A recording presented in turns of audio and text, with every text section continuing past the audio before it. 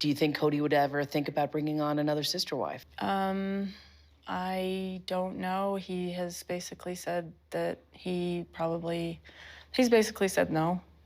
But if he can't reconcile with any of them, right? Because you said you signed up for a plural marriage. Yeah. And that's something that you want. Yeah. I really, really struggle with it because it feels like, oh, well, those didn't work, so on to new.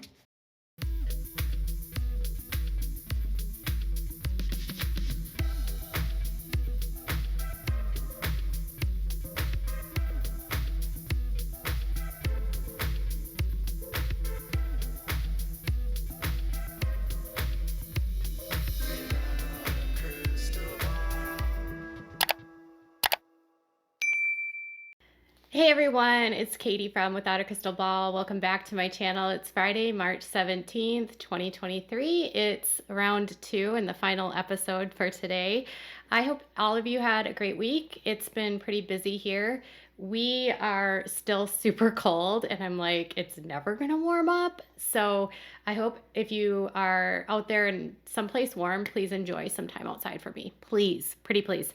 Okay, so today I was over on Facebook and I was just like looking at one of those Sister Wives fan pages, and they had posted a photograph of Kody and Robyn in Las Vegas with their kids, Solomon and Ari.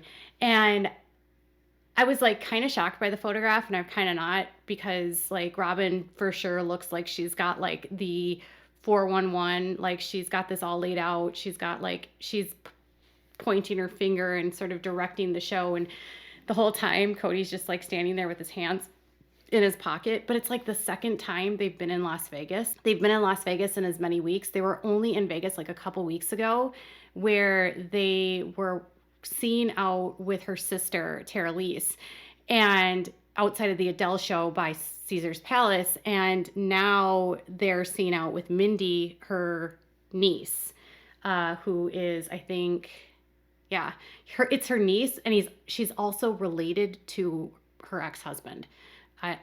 Yeah, her ex-husband Preston.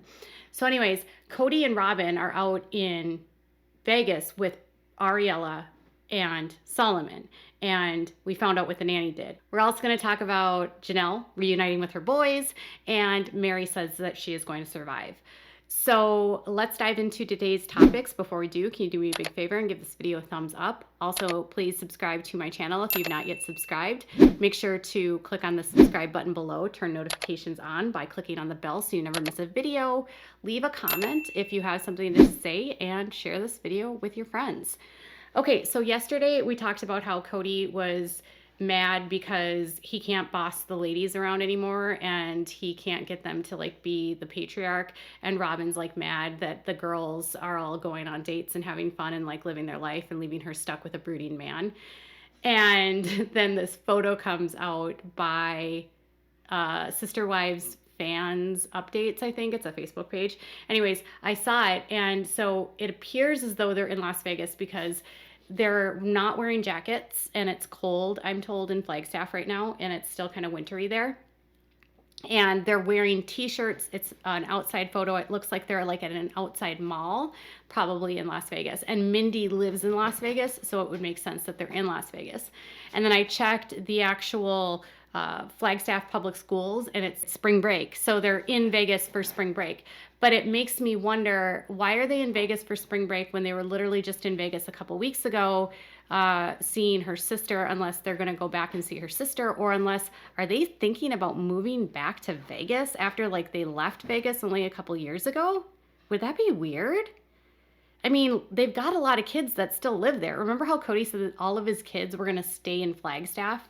And he was adamant that that was going to happen. And yeah, a lot of them have settled in Vegas, like Logan, Hunter. He's got several kids that live there.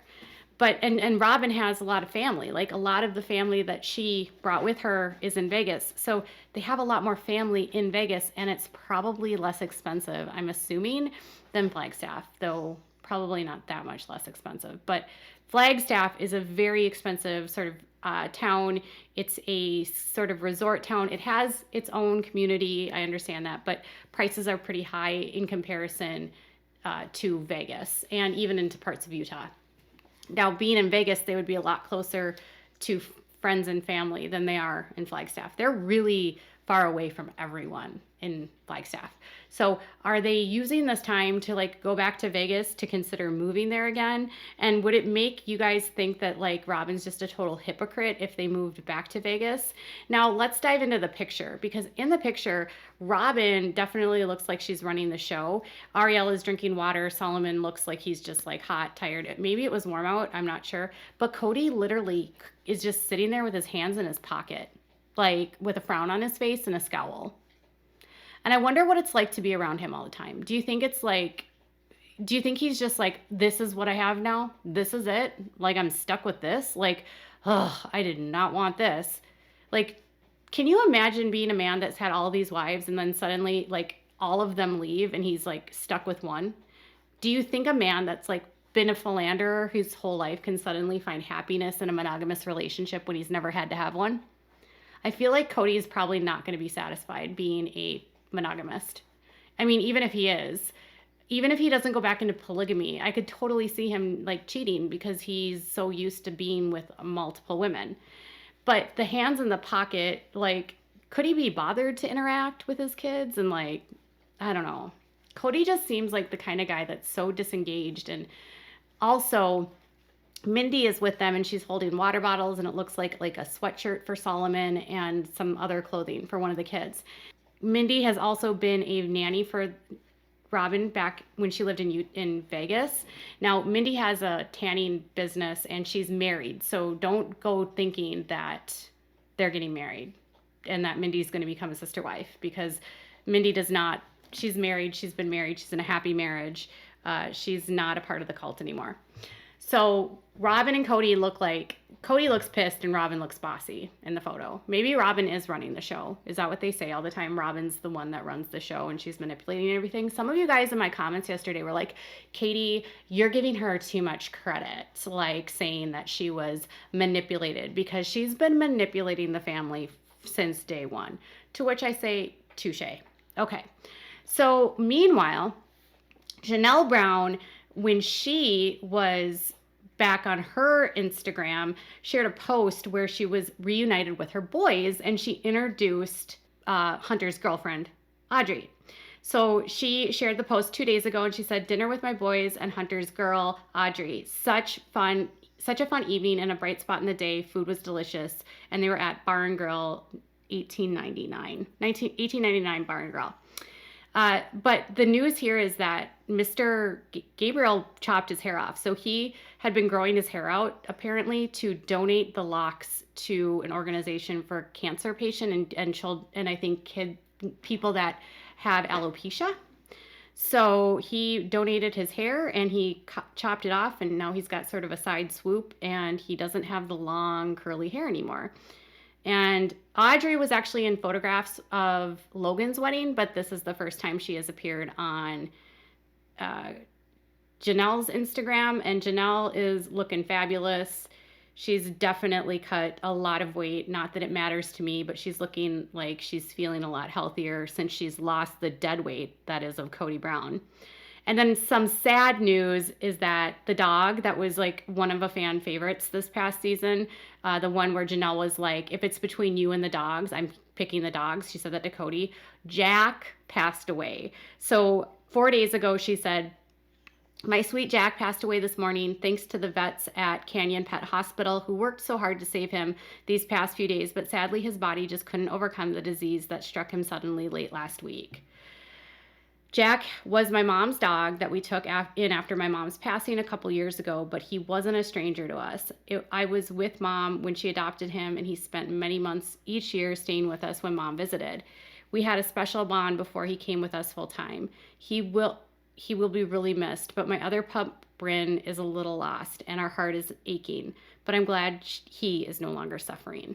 And he was like the little, like one kind of with like the wiry hair, cute little face. So Jack tragically passed away, which is so sad. Like, I hate when our pets die.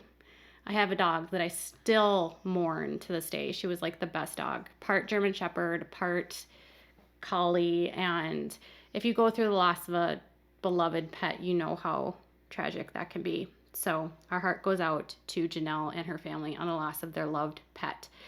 So another thing that I noticed was that Miss Meri was doing a post about a plant that she found, which it said, "I will survive." And I thought it was kind of funny because she said this: do you ever have those laugh out loud in the middle of the store while you're alone in the aisle moments? Finding this plant was my most recent. I will survive, it says. It's also a fake plant, and with a laugh emoji.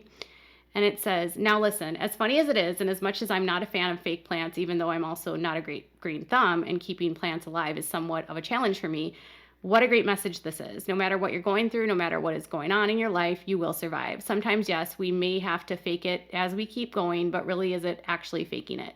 Maybe it's just putting on a brave face while you get through the muck. Maybe it's just doing what needs to be done because you have responsibilities and it needs to be done. Maybe it's less about faking it and more about being true to your authentic self, because remember, if you only have 40% of yourself to give today and you're giving all of it, you're still giving 100%. So chin up, do the thing that you need to do, whether it's work, play, or rest. You got this. And I bought the plant." So Meri's had a rough go on social media, and she's kind of gone through the smear campaign that happens after a wife leaves the family, as Kody had a lot of his kids speak out against Meri, I won't say that he had his kids. I think some of them just finally felt safe, but they're following a pattern of once a woman leaves, they get smeared, and the husband kind of just the man gets like carte blanche, like, well, it's not his fault that he was a jerk. Men get to be jerks in this culture, but gosh darn it, Meri can't be abusive, but Kody can. By the way, I'm not condoning any form of abuse against children. It's just interesting the double standards that happen in this culture and in this cult, where a man, it's not a big deal. And when a woman does it, it's like 100 times worse, because they're apparently not supposed to be like that, even though it happens all the time in families. So Meri has never really responded to any of the allegations against her, but she is apparently moving on and saying she will survive. And listen, my thought process here is that a lot of people in this group do things when they're in the group that they might not do when they're away from the group. And the amount of pressure that the women are under, and the fact that they're forced to watch their husband take new women, sleep with women, impregnate women, and then you're also forced to help your husband support that mistress's children, and you have to put on a good face and live through, infertility and have all the hardships that go along with living that life, and then watch your husband sort of just be this philanderer. She was dealing with a lot of stress that we'll never understand, and it will never make what she did right to the children okay. But it's just a culture that breeds such abuse because of the stress people are under and the heartache and the pain.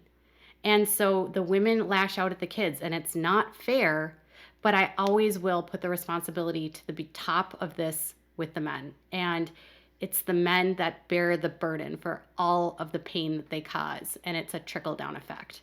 So my hope for Meri is that she can find a way to heal from this, and also at some point take meaningful accountability and maybe build some bridges with people that she's burned, and maybe sort of understand her role in all of it at some point, but we'll have to wait and see. As far as Christine and David, they're posting lovey-dovey notes to each other. There's always all kinds of articles that are put out about the relationship, about people's opinions on the relationship, about his past. And at this point, I'm going to try to ride this out as much as possible. If we see him on the show and get a little bit more of his backstory, maybe we'll learn more about him. But for now, she seems super happy. He seems happy, and his children are happy that he's happy. And his neighbor told me he was a good guy. So who knows? So what are your thoughts about Kody and Robyn moving to Vegas? What are your thoughts about Janelle looking fabulous and reuniting with her boys, and Meri surviving? What do you think? Tell me in the comments below. Bye, guys.